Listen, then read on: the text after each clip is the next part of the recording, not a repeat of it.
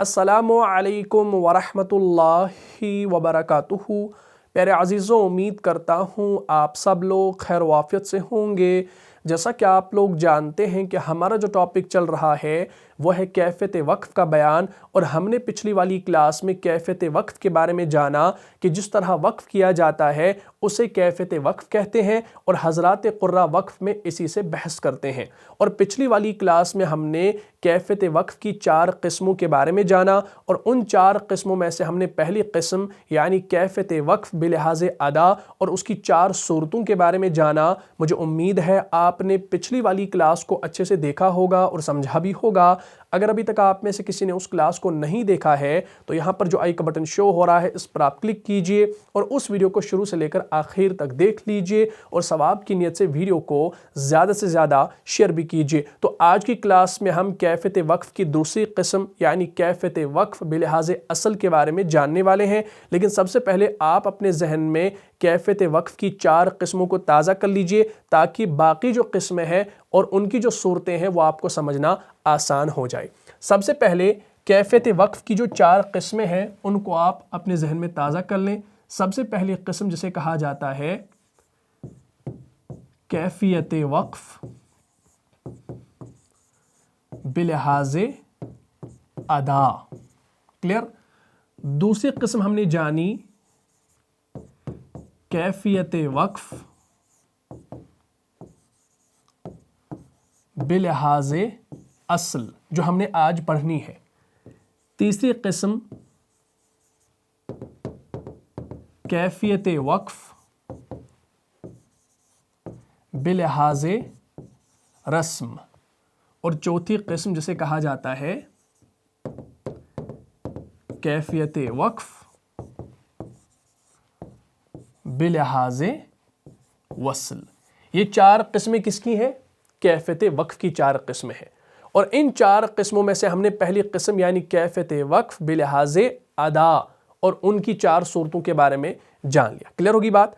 यानी पहली किस्म को हमने जान लिया है। इंशाल्लाह आज हम ये जो दूसरी किस्म है इसके बारे में बात करेंगे, और इंशाल्लाह नेक्स्ट वाली वीडियो में हम तीसरी और चौथी किस्म के बारे में बात करेंगे। ऐसा क्यों? क्योंकि मैंने शुरू में कहा था कि ये जो कैफ़ियत वक्फ़ बिलिहाज़े अदा है इसकी 4 सूरतें हैं, कैफ़ियत वक्फ़ बिलिहाज़े असल इसकी भी 4 सूरतें हैं, और कैफ़ियत वक्फ़ बिलिहाज़े रस्म और वसल इसकी 2-2 सूरतें हैं। तो 2-2 सूरतें होने की वजह से इंशाल्लाह नेक्स्ट वाली क्लास में हम इन दोनों को मुकम्मल करेंगे। आज हम सिर्फ कैफ़ियत वक्फ़ बिलिहाज़े असल के बारे में बात करने वाले हैं। पिछली क्लास में हमने कैफ़ियत वक्फ़ बिलिहाज़े अदा की जो 4 सूरतें जानी, और वो 4 सूरतें आपको याद होंगी, वक्फ़ बिल इस्कान, वक्फ़ बिल इश्माम, वक्फ़ बिल रौम और वक्फ़ बिल इब्दाल। इनको आपने याद कर लेना है और कुरान के अंदर इंशाल्लाह अप्लाई करना है। ठीक है जी। अब हम बात करने वाले हैं कैफ़ियत वक्फ़ बिलिहाज़े असल के बारे में, जिसकी भी 4 सूरतें हैं। ठीक है, तो चलिए हम नेक्स्ट पेज पर इसको लिख लेते हैं। आज जो हमने किस्म पढ़नी है वो है कैफ़ियत वक्फ़ बिलिहाज़े असल। ठीक है जी। इसकी कितनी सूरतें हैं भाई? इसकी भी 4 सूरतें हैं, और वो 4 सूरतें कौन सी हैं? सबसे पहली जिसे कहा जाता है, हमने पिछली क्लास में वक्फ़ बिल इस्कान के बारे में पढ़ा, लेकिन अब यहां पर वक्फ़ बिल इस्कान नहीं होगा बल्कि वक्फ़ बिल सुकून होगा। तो हम यहां पर लिखेंगे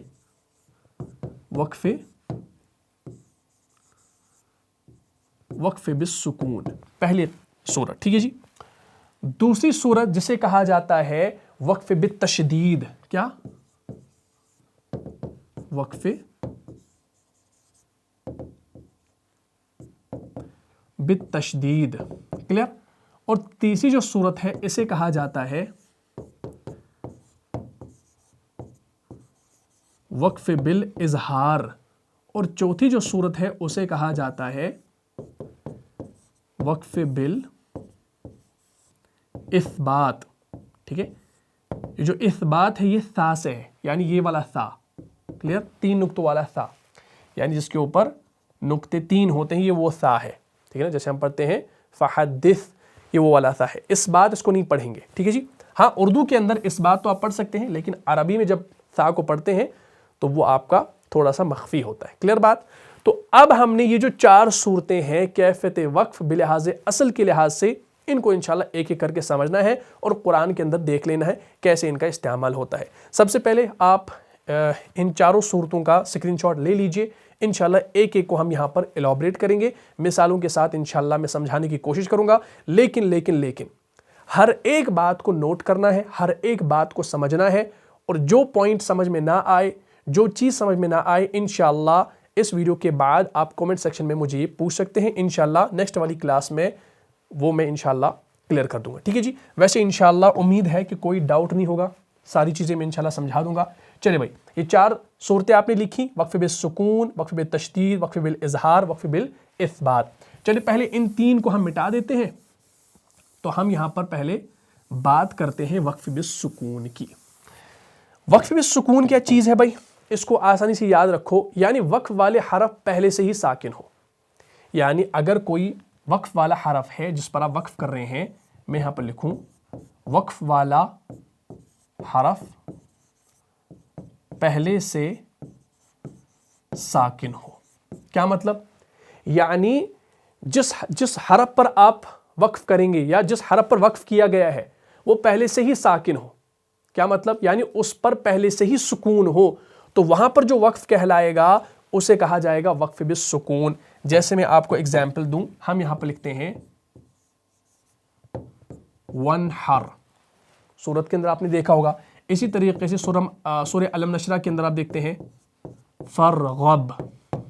ठीक, अब आप क्या देख रहे हैं भाई कि जब आप इन नशानिया का हुवल अब्तर, यानी वो इन्ना अअतैना कल कौसर फसल्लि लिरब्बिका वनहर, जब आप ये सूरत पढ़ते हैं तो इसमें आप देखते हैं आखिर में रॉ के ऊपर सुकून होती है, लेकिन सुकून असली होती है।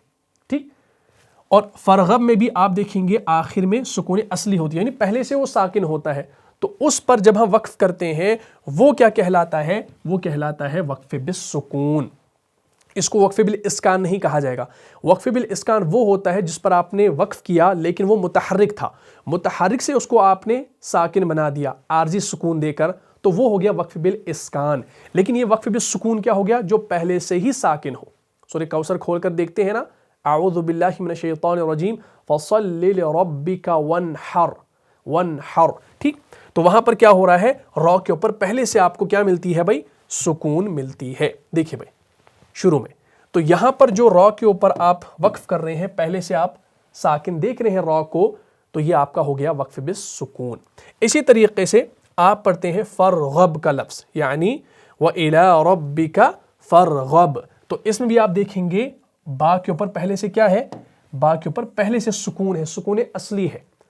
तो जब भी किसी ऐसे हरफ पर आप वक्फ करेंगे जो पहले से ही साकिन हो, यानी उसके ऊपर आपने खुद से साकिन नहीं बनाना उसको, बल्कि वो पहले से ही साकिन हो, तो उस सूरत में याद रखेगा वो वक्फ आपका कहलाएगा क्या? वक्फ बिल सुकून।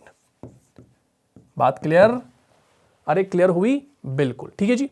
और याद रखिएगा ये हरफ साकिन पर होता है और इसको वक्फ बिल इस्कान कहना जायज़ बिल्कुल नहीं है। ये बात इंशाल्लाह याद रख लीजिएगा, ये बिल्कुल आसान है। अगर कोई पूछे भाई वक्फ बिल सुकून क्या होता है, तो सिंपल कह लीजिएगा जहां पर आप ऐसे हरूफ पर, ऐसे हरफ पर वक्फ करें जो पहले से साकिन हो, पहले से सुकून के साथ हो, सुकून असली के साथ हो, तो वो आपका वक्फ बिल सुकून हो गया। बात क्लियर? टू द पॉइंट बात थी, ज़्यादा इसमें आप बहस करने वाली बात है नहीं। तो पहली किस्म आपको समझ में आ गई, अल्हम्दुलिल्लाह। चलिए दूसरी सूरत क्या है भाई? दूसरी सूरत जो है वो है, बताओ भाई क्या है? वक्फ बित तशदीद। क्लियर? वक्फ बित तशदीद। अब देखिए इसमें तशदीद की बात आ गई तो जाहिर सी बात इसमें तशदीद का ही दखल होगा। क्या मतलब? यानी वक्फ वाला हरफ मुशद्दद हो। क्या हो? मैं यहां पर लिख देता हूं, वक्फ वाला हरफ मुशद्दद हो। मुशद्दद हम कहते हैं तशदीद वाले को, यानी अगर किसी हरफ के ऊपर शद है तो हम उसे कहेंगे मुशद्दद, यानी तशदीद वाला। यानी जिस हरफ पर वक्फ किया गया है वो क्या है? वो मुशद्दद है। फॉर एग्जाम्पल हमारे पास कुरान के अंदर आता है मुस्तक़िरुन, ठीक है ना? मुस्तक़िरुन ये लफ्ज ऐसे मुस्तक़िरुन ऐसे आता है। या हमारे पास मशहूर मिसाल है सूरह लहब के अंदर तब्बत यदा अबी लहब व तब, तो वहां पर बा के ऊपर क्या है, तशदीद है। तो जब आप इस पर वक्फ करेंगे, किस पर, रॉ के ऊपर, यानी आखिर वाला हरफ रॉ है, और वतब पर वक्फ करेंगे, आखिर वाला हरफ बा है, तो इसके ऊपर क्या है भाई, इसके ऊपर शद है, इसके ऊपर शद है। अब जाहिर सी बात है इस पर तनवीन है, इस पर ज़बर है, तो इसको आपने साकिन तो बनाना है आर्जी सुकून देकर, लेकिन आखिरी इस हरफ के ऊपर शद है, तो जो ये वक्फ कहलाएगा इसे वक्फ बित तशदीद कहा जाएगा।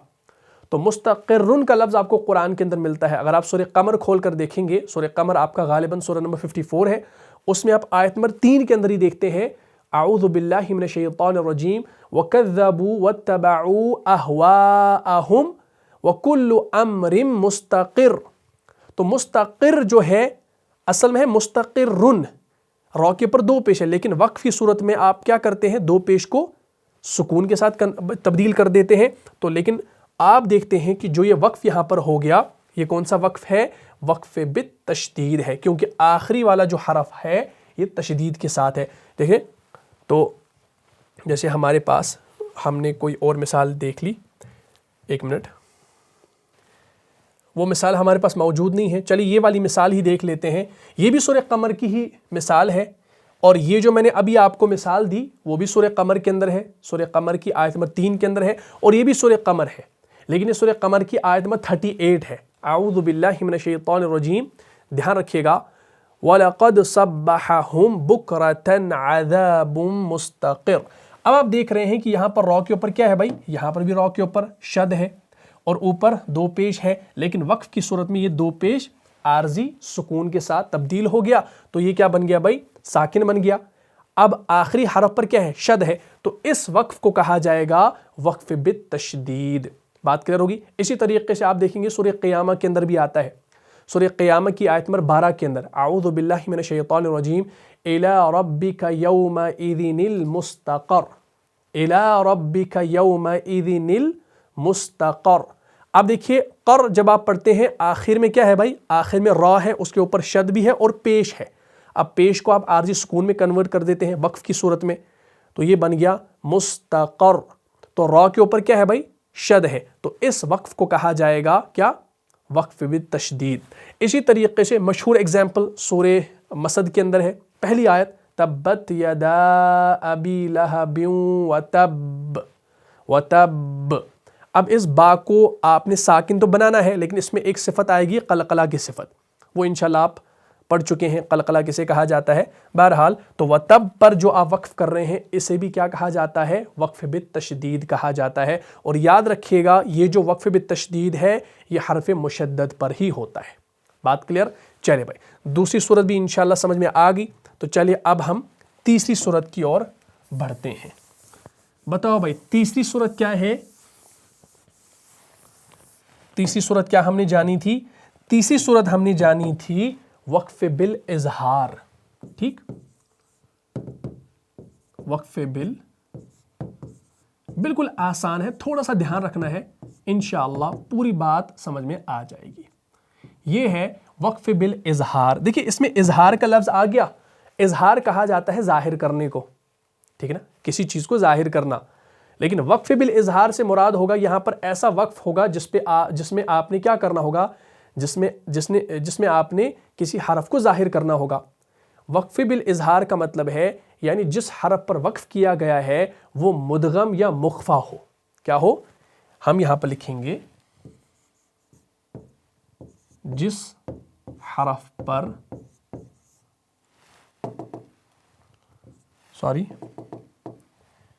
जिस हरफ पर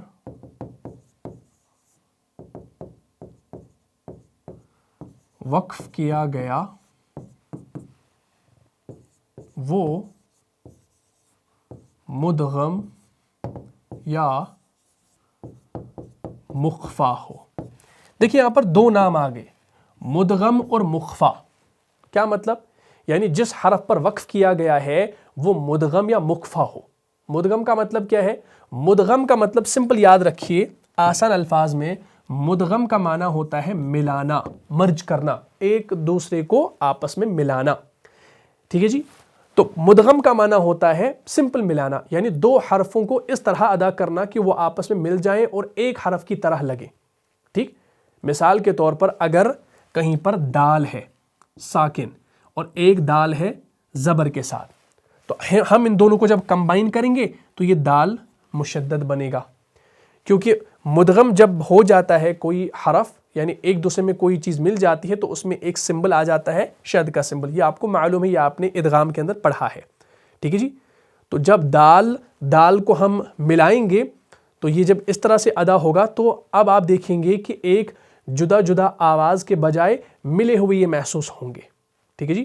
جیسے اگر کہیں پر ہے حمزہ دال دال، بتاؤ بھائی، یا ایسے ہے. ٹھیک، تو اس کو کیسے ہم پڑھیں گے؟ حمزہ دال زبر اد دال زبر دا ادا، تو اوپر شد بھی لگا دیں گے تو یہ بن گیا ادا. اصل میں یہ کیا تھا؟ دو حروف تھے، لیکن ان دونوں کو کمبائن کر دیا، مدغم کر دیا تو یہ ایک جیسے ہو گئے. کلیئر؟ یہ ہوتا ہے مدغم. اچھا، ایک اور لفظ یہاں پر آ گیا مخفا. مخفا کسے کہا جاتا ہے؟ سمپل، مخفا کہتے ہیں چھپانے کو، یعنی چھپانا، یعنی ایک حرف کو اس طرح ادا کرنا کہ اس کی آواز جو ہے وہ مکمل طور پر ظاہر نہ ہو، بلکہ کسی دوسرے حرف کے ساتھ مل کر ہلکی سی آواز دے. جیسے نون کو ہم غنہ کے ساتھ ادا کرتے ہیں، جس میں نون کی آواز مکمل ظاہر نہیں ہوتی بلکہ ناک کے بانسے سے نکلتی ہے، یعنی ناک سے نکلتی ہوئی محسوس ہوتی ہے. ٹھیک ہے جی. تو یہ ہوتا ہے آپ کا مخفا. ٹھیک، لیکن ہم نے کیا جانا وقف بالاظہار کے اندر کہ وقف بالاظہار جس حرف پر وقف کیا گیا ہے وہ مدغم یا مخفا ہو. بات کلیئر؟ اور یاد رکھیے گا وقف بالاظہار میں یہ شرط ہے کہ جس حرف پر وقف ہو رہا ہے وہ نہ تو مدغم ہو، یعنی وہ نہ تو ملایا گیا ہو، اور نہ مخفا ہو، یعنی وہ چھپایا گیا بھی نہ ہو، بلکہ مکمل طور پر واضح ہو. جیسے مثال کے طور پر قرآن کے اندر آتا ہے یلحث ذالک، یلحث ذالک، تو یلحث ذالک میں یلحث پر جب آپ وقف کرتے ہیں اسے کہا جاتا ہے وقف بالاظہار. ٹھیک ہے جی. میں یہاں پر انشاءاللہ یہ مثال آپ کو دے دیتا ہوں تاکہ بات سمجھنی آسان ہو جائے. غالباً سورہ اعراف کی آیت نمبر تقریباً 176 میں آیا ہے، اس کو دیکھ لیجئے گا. یلحث ذالک. کلیئر؟ تو جب آپ یہ آیت پڑھتے ہیں نا، اس میں یلحث ذالک جب آپ پڑھتے ہیں تو یلحث پر جب آپ وقف کر رہے ہیں تو اس وقف کو وقف بالاظہار کہا جاتا ہے. سورہ اعراف کی آیت نمبر 176 میں دیکھ لیجئے گا. آیت کے الفاظ کچھ یوں ہیں: اعوذ باللہ من الشیطان الرجیم وَلَوْ شِئْنَا لَرَفَعْنَاهُ بِهَا وَلَكِنَّهُ أَخْلَدَ إِلَى الْأَرْضِ وَاتَّبَعَ هَوَاهُ فَمَثَلُهُ كَمَثَلِ الْكَلْبِ إِن تَحْمِلْ عَلَيْهِ يَلْحَثْ أَوْ تَتْرُكْهُ يَلْحَثْ ذَلِكَ مَثَلُ الْقَوْمِ الَّذِينَ كَذَّبُوا بِآيَاتِنَا فَاقْصُصْ الْقَصَصَ لَعَلَّهُمْ يَتَفَكَّرُونَ. یہ آیت کے الفاظ ہیں. تو اس میں آپ دیکھیں گے کہ یلحث پر جب آپ وقف کریں گے تو وہ وقف بالاظہار کہلایا جائے گا. ٹھیک ہے جی. ہمارے پاس آیے کریمہ موجود ہے، انشاءاللہ اس کو دیکھ لیجئے، بات کلیئر ہو جائے گی. ہاں دھیان رکھیے، دیکھیے ایگزیکٹلی دیکھیے جی کیا ہے. وَلَوْ شِئْنَا لَرَفَعْنَاهُ بِهَا وَلَكِنَّهُ أَخْلَدَ إِلَى الْأَرْضِ وَاتَّبَعَ هَوَاهُ فَمَثَلُهُ كَمَثَلِ الْكَلْبِ إِن تَحْمِلْ عَلَيْهِ يَلْحَثْ أَوْ تَتْرُكْهُ يَلْحَثْ. یہاں پر میں نہیں رکا، کیوں؟ کیونکہ کوئی وقف کا سمبل نہیں تھا، لیکن یہاں پر وقف مطلق آ گیا تو میں یہاں پر رکا، لیکن یہاں پر ہم نے یلحث پڑھا، آگے پھر ذَلِكَ مَثَلُ الْقَوْمِ الَّذِينَ پڑھا، لیکن یہ جو یلحث پر آپ نے وقف کیا اسے کہا جائے گا وقف بالاظہار. اسی طریقے سے اگر کہیں پر ادغام ہو رہا ہو یا کہیں پر اخفا ہو رہا ہو تو اس کے درمیان میں آپ وقف کریں تو وہاں پر اخفا بھی نہیں ہوگا اور ادغام بھی نہیں ہوگا. جیسے آپ اقلاب کا قاعدہ دیکھتے ہیں کہ نون ساکن کے بعد کہیں پر با آ جاتا ہے اور چھوٹا سا میم بنا ہوا ہوتا ہے، تو آپ کیا پڑھتے ہیں؟ جیسے میم بعدی، میم بعدی. اگر آپ میم اور بعدی کو الگ الگ کریں تو یہ کیا بنے گا؟ من بعدی. تو من کے نون کو پڑھا جائے گا. اسی طریقے سے آپ کہیں پر اخفا کریں گے، جیسے من قبل، تو نون ساکن کے بعد قاف آ جاتا ہے، یہ اخفا ہے. تو آپ اگر من پر وقف کریں گے تو میم کے اس من کے نون کو ظاہر کرنا ہوگا، تو یہاں پر اب اخفا نہیں ہوگا. اقلاب میں پھر اقلاب کا قاعدہ یعنی مدغم نہیں ہوگا. تو اس چیز کا انشاءاللہ خیال رکھنا ہے. یہ آپ کا ہوتا ہے وقف بالاظہار، یعنی آپ کسی چیز کو ظاہر کر رہے ہیں. ٹھیک ہے جی. جیسے اگر کہیں پر لکھا ہے ایسے مم بعدی، اب نون ساکن کے بعد جب با آ گیا تو ایک چھوٹا سا میم وہاں پر بنا ہوا ہوگا جسے ہم اقلاب کہتے ہیں، تو ہم اسے کیسے پڑھیں گے؟ من بعدی ایسے پڑھیں گے، لیکن اگر آپ یہاں پر ہی وقف کریں پہلے ہی من پر تو اس نون کو کیا کرنا پڑے گا؟ ظاہر کرنا پڑے گا، تو اس کو کہا جائے گا وقف بالاظہار۔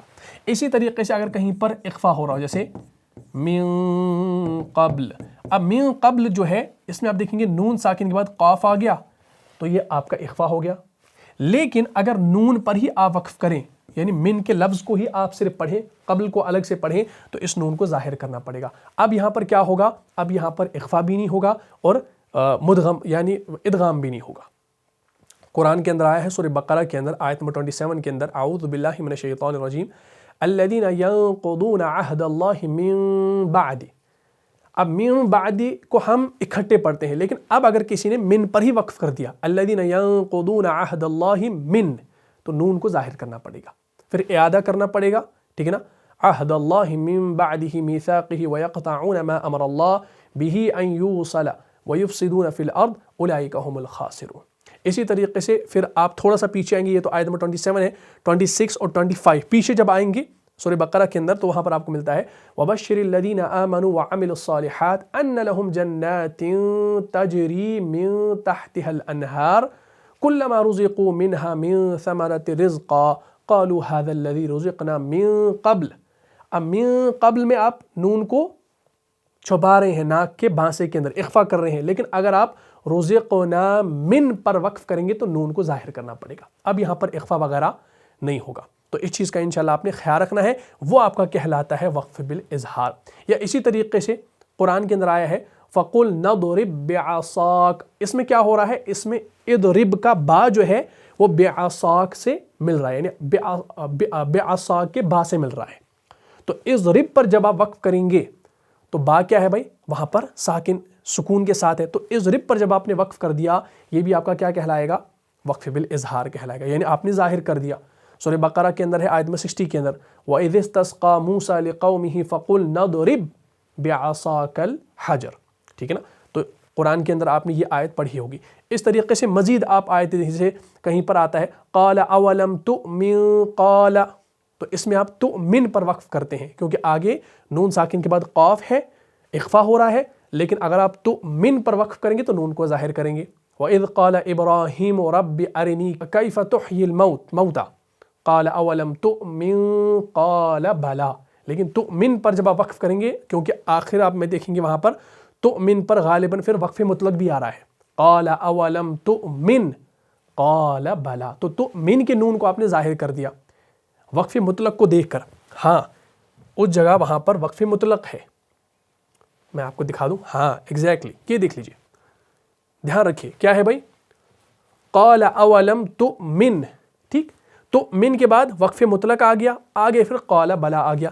اگر آپ یہاں پر وقف مطلق کو دیکھ کر وقف نہیں کریں گے تو پھر پڑھا جائے گا لم تؤمن قَالَ، تو یہاں پر نون ساکن کو آپ جب قاف کے ساتھ آگے ملائیں گے تو اخفا ہوگا، لیکن ہم طا کو دیکھ رہے ہیں تو ہم یہاں پر تؤمن نون کو ظاہر کر رہے ہیں، تو اس وقف کو کہا جائے گا وقف بالاظہار۔ کیوں؟ کیونکہ آپ نے نون کو ظاہر کر دیا، اصل میں رول ہو رہا تھا اخفا کا لیکن آپ نے اس کو ظاہر کر دیا، تو یہ چیز انشاءاللہ آپ نے یاد رکھنی ہے۔ اسی طریقے سے ایک اور لفظ آئے گا قرآن کے اندر کہیں پر وَلَكِن بَعُدَتْ، تو وَلَكِن کے بعد بعودت جو آ گیا نون ساکن کے بعد با، تو وہاں پر اقلاب کا قاعدہ ہو گیا، اور یہ سورہ توبہ کے اندر آیا ہے لو كان عرضا قريبا وسفرا قاصدا ولكن بعدت عليهم، تو ولیکن پر جب آپ وقف کریں گے تو نون کو آپ نے ظاہر کرنا ہوگا، یہ بھی قرآن کے اندر آیا ہے، اس کو انشاءاللہ آپ دیکھ لیجئے، ہمارے پاس تقریباً یہ آیہ کریمہ سورہ توبہ کی موجود ہوگی۔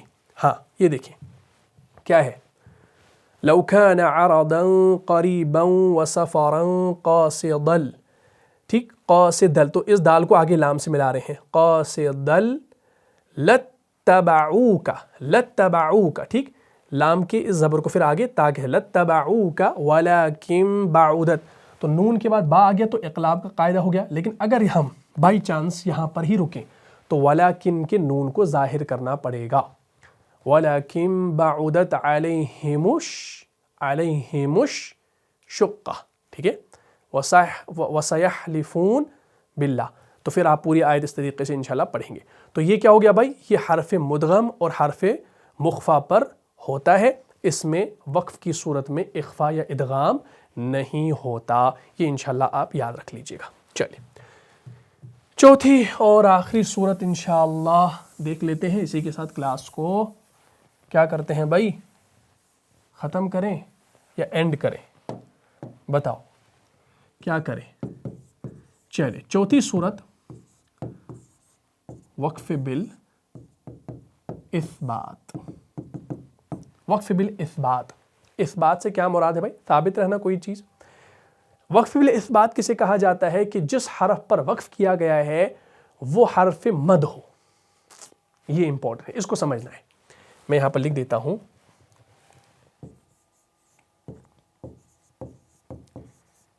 जिस हरफ पर वक्फ किया गया है वो हरफ मद हो। क्या हो, वो हरफ मद हो। फॉर एग्जाम्पल आप कुरान में देखते हैं, सूरह बकरा के अंदर एक आयत है, वकुल नहबितू, है ना। हाँ, तो कुरान में कैसे लिखा है, ऐसे वकुल ना और फिर ऐसे लिखा है। अगर आप इस आयत को पढ़ेंगे तो आप पढ़ेंगे वकुल नहबितू, तो इस नून के ज़बर को आप आगे बराह रास्त किससे मिलाएंगे, इस हा के साथ मिलाएंगे। लेकिन अगर मैं कहूं कि भाई वकुलना पर ही वक्फ करो, तो आप क्या पढ़ेंगे, आप पढ़ेंगे वकुल ना। तो इस आ की आवाज़ को आप निकालेंगे वक्फ की सूरत में। लेकिन जब वसल आप करेंगे तो वसल की सूरत में इस नून की ज़बर को आगे हा से मिलाएंगे। लेकिन जब आप वकुल ना पर ही वक्फ करेंगे तो ये कहलाएगा वक्फ बिल इस्बात। इस बात से क्या मुराद, यानी यहाँ पर ये जो मद था ये यहाँ पर जाहिर हुई, यानी हमने इस अलिफ को बाज़ाब्ता यहाँ पर पढ़ा। तो हमने पढ़ा वकुल ना, आ का साउंड हमने निकाला। सूरह बकरा में आप देख लीजिएगा, फ़अज़ल्लहुमा शैतानु अन्हा फ़अख़रजहुमा मिम्मा काना फ़ी वकुल नहबितू बअदुकुम लिबअद, ऐसे आयत है। लेकिन अगर आप पढ़ेंगे मिम्मा काना फ़ीहि वकुल ना, तो आ का साउंड आपने निकालना है अगर आप वकुल ना पर वक्फ करेंगे। अगर वक्फ नहीं करेंगे तो वकुल नहबितू, नून के ज़बर को सीधा हा से मिलाएंगे, तो ये जो मद यहाँ पर था नून ज़बर ना वाला, ये आ का साउंड बिल्कुल नहीं आएगा। ठीक है, ये देख लीजिए क्या है, फ़अज़ल्लहुमा शैतानु अन्हा फ़अख़रजहुमा मिम्मा काना फ़ीहि वकुल नहबितू बअदुकुम लिबअदिन अदू। लेकिन आप देख रहे हैं कुल ना के बाद कोई वक्फ का सिंबल नहीं है, लेकिन अगर बाई चांस वकुल ना पर वक्फ कर दिया तो क्या पढ़ेंगे, वकुल ना, आ का साउंड आपने ज़रूर निकालना है। तो इसे कहा जाता है वक्फ बिल इस्बात। बात क्लियर। इसी तरीके से आप देखेंगे युहयी का लफ्ज़ कुरान में आता है। सूरह यूनुस खोल कर देखेंगे, सूरह यूनुस की गालिबन आयत में 56 में आता है, शुरू में हुआ युहयी व युमीतु व इलैहि तुरजाऊन। तो युहयी का लफ्ज़ जो आ गया, इसमें भी क्या हो रहा है, इसमें भी जब आप यहाँ पर वक्फ कर रहे हैं तो इस मद को आप खींच रहे हैं। ये देखिए क्या है, हुआ युहयी व युमीत। तो यहाँ पर आप देख रहे हैं जब आप यहाँ पर वक्फ कर रहे हैं तो यहाँ पर ये जाहिर हो रहा है, तो इसको हम कहते हैं वक्फ बिल इस्बात। इसी तरीके से एक लफ्ज़ कुरान में आपको मिलेगा क़ालुल आना। तो क़ालुल आना में जब आप क़ालू पर वक्फ करेंगे तो क़ालू पढ़ेंगे, तो मद करेंगे। जैसे आखिरी आयत, जैसे हमारे पास यहाँ पर तो आय करीमा मौजूद नहीं है, चले इंशाअल्लाह मैं यहाँ पर लिख देता हूँ। जैसे कुरान के अंदर आप देखेंगे कोई आयत लिखी है, जैसे ऐसे क़ालू आना, ऐसे लिखा है। लेकिन जब आप इसको मिलाकर पढ़ते हैं तो आप पढ़ते हैं क़ालुल, इस लाम को इस लाम से मिलाते हैं। ये वाव भी नहीं पढ़ा जाता, ये अलिफ भी नहीं, और ये वाला शुरू वाला हमज़तुल वसल भी नहीं पढ़ा जाता जब हम वसल करते हैं। लेकिन अगर हम क़ालू पर ही वक्फ करें तो इसको पढ़ा जाएगा क़ालू। वैसे क्या पढ़ा जाता है, क़ालुल, क़ालुल, लाम लाम पेश, लाम लाम पेश लुल, तो लुल पढ़ा जाता है, इस वाव इस अलिफ को नहीं पढ़ा जाता। लेकिन जब क़ालू पर वक्फ करते हैं तो क़ालू ऊ यानी खींचा जाता है, यानी अब यहाँ पर हम मद को जाहिर कर रहे हैं, साबित रख रहे हैं, तो इसको कहा जाएगा वक्फ बिल इस्बात। سورہ بقرہ کے اندر آیا ہے قال انه يقول انها بقرة لا ذلول تثير الارض ولا تسقي الحرث مسلمة لا شية فيها قالوا الآن جئت بالحق. تو قالو پر اب آپ نے وقف کیا تو قالو پڑھیں گے، اگر وقف نہ کیا تو قالوا الآن جئت بالحق فذبحوها وما كادوا يفعلون پڑھیں گے. ٹھیک ہے جی. اور یاد رکھیے گا یہ صرف حرف مد میں ہوتا ہے، چنانچہ وہ حرف مد جو وصل کی صورت میں نہیں پڑھا جاتا وقف کی صورت میں جو ہے پڑھا جائے گا انشاءاللہ. تو یہ انشاءاللہ آپ نے یہ باتیں یاد رکھنی ہیں، قرآن کے اندر یہ مزید چیزیں آئیں گی تو ان تمام چیزوں کو آپ نے یاد کرنا ہے. اور انشاءاللہ ثم انشاءاللہ اب جو باقی ہماری قسمیں رہ گئیں کیفیت وقف کے لحاظ سے، کیفیت وقف بلحاظ رسم اور کیفیت وقف بلحاظ وصل، ان کو انشاءاللہ ہم نیکسٹ والی کلاس میں ڈسکس کریں گے. اور ان کی جو صورتیں ہیں وہ بڑی ہی امپورٹنٹ ہے رسم کے اعتبار سے، وصل کے اعتبار سے. اور پھر مزید انشاءاللہ آگے اس کے بارے میں اور مزید ٹاپکس آئیں گے انشاءاللہ، تو ان کو بھی میں سمجھانے کی کوشش کروں گا. مجھے امید ہے آپ کو یہ آج کی کلاس سمجھ میں آ گئی ہوگی. اگر آپ کو اس کلاس سے فائدہ ہوا ہے تو اپنے دینی بھائیوں اور بہنوں میں اس کلاس میں شیئر کر دیجئے. ملتا ہوں انشاءاللہ نیکسٹ ایپیسوڈ میں، تب تک کے لیے آپ خوش رہیں، سلامت رہیں، امن و حفاظت میں رہیں. السلام علیکم ورحمۃ اللہ وبرکاتہ. جان جان سے بھی پیارا ہے، جان سے بھی پیارا ہے، رہنما مصطفیٰ ہمارا ہے، رہنما